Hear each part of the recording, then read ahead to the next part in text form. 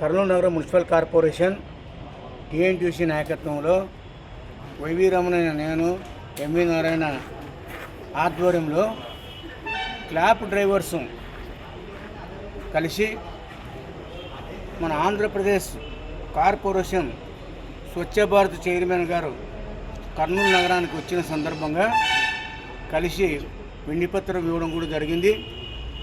దాని ముఖ్య ఉద్దేశం ఏమంటే ఈ క్లాప్ బండ్లను అనివార్య కాలంలో తొలగించడం వల్ల నగర పరిశుభ్రతకు కొంత ఆటంకం ఏర్పడుతుంది.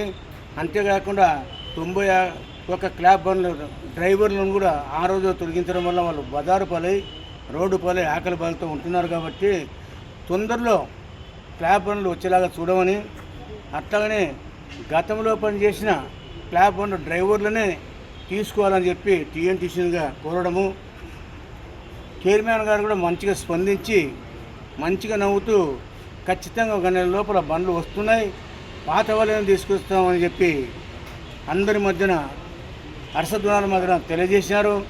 దానికి మా టీఎన్టీసీ తరఫున చైర్మన్ గారికి అట్లాగనే అక్కడ ఉన్న కమిషనర్ గారికి సంబంధించిన అధికారులందరూ కూడా ప్రత్యేక ధన్యవాదాలు టీఎన్టీ తరఫున తెలియజేస్తున్నారు.